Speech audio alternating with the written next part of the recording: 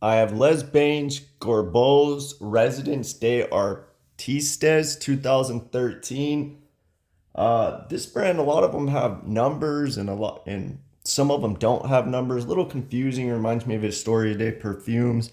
But this fragrance, it's made by Dorothy Piat. I think that's her name. A proper perfumer. She works for Robert Tech. I think in the past she worked for Simrise. And I read she worked for Cherubot. I'm not even sure what that is, but she's done a lot of popular fragrances. A lot of images. She did Mason Crivelli's Bows Dat Chai, which is interesting because this fragrance kind of reminds me of that. The whole brand in general kind of gives me a Mason Crivelli vibe mixed with like a La La Beau vibe. It has this modern niche base like that ISO super clean, slightly sweet musk, maybe just a tad of amber woods. This brand has a lot of that. I would put it together with brands, yeah, like La La Beau and Mace Crivelli. Maybe more so like Mason Crivelli. I feel like La La Beau is more ISO probably in those fragrances. But anyway, this fragrance, top notes cardamom, peach, mandarin orange, bergamot, mid notes violet, papyrus, jasmine, base notes sandalwood, leather, musk, patchouli. So what I got from the opening was a big cedar, slight cumin. Now a lot of times I feel like I might mistake cedar for cumin. Either that or it's often combined cumin with cedar. And I feel like cumin's in a lot more men's fragrance in particular than people realize. Even designers, if you smell designers, often there's a spiciness in there. And I feel like it's just a bit of cumin to make it more masculine. Um, Again, I could be mistaken cedar for cumin, but I suspect that those two notes go together often. And I do think there's cumin in here. And reading on Fragrantica, after I formed my thoughts on this fragrance, other people seem to think the same thing. So I feel like a lot of people can be turned away from this fragrance. But yeah, I do get kind of a Mace Carvelli Bose de Chai vibe. I think I prefer Bose de Chai better if I had to pick. And I think you can get that on Lucky Scent discounted right now if they still have it. I'm not sure. But these bottles, I think 100 ml goes for 225. Expensive. They've been that price for a while, but compared to a lot of other fragrances, maybe that's not too bad. But and I think they do 30 mLs too. I like the bottles. I like I like the whole brand's aesthetic, but nothing really sticks out to me.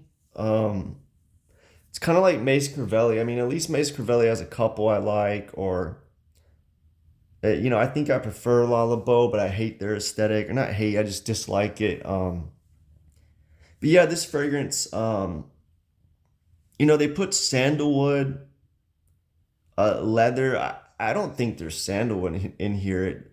I mean, maybe I'm wrong, but it kind of comes off more cedar to me. Especially the opening, it reminds me of like Marc Antoine's Barbours, or however you say that brand's name, the Candyman brand. It smells kind of like his what B86 or whatever, like that massive cedar. Uh, that one's more dry. This has a dryness to it, but there's also this sweetened musk.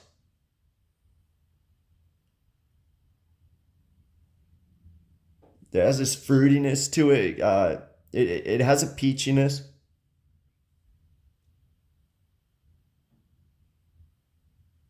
It has a peachiness. I don't like peach in fragrances. It doesn't come off. I mean, it has that patchouli peach thing going on, but it's nothing like Quentin Beach's peach patchouli. It's not that like it doesn't have that bubblegum vibe to go with it. It's more dry peach patchouli.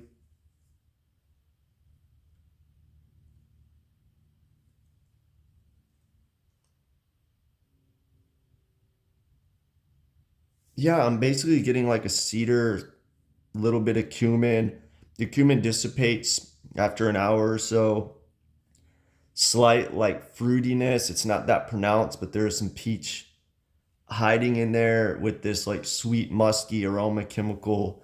Probably a slight there's a slight amber woodness in there. It's not huge. Uh I think the leather and patchouli kind of blend into that cedar cumin. You know, hearing about it, I feel like the cumin, the leather, patchouli, sandalwood, musk, papyrus, cardamom, all these notes, it seems like the people that would like those notes, I suspect they wouldn't much care for this fragrance. I just think it's too chemically kinda, and it that's the majority of it, and the cumin and cedar are just kind of there. They're not working with anything.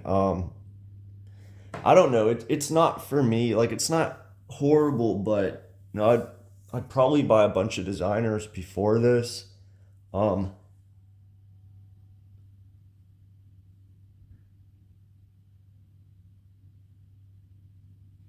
I don't know. It's just not.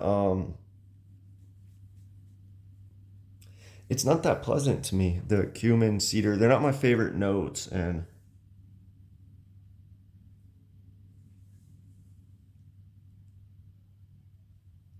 the dry down is just.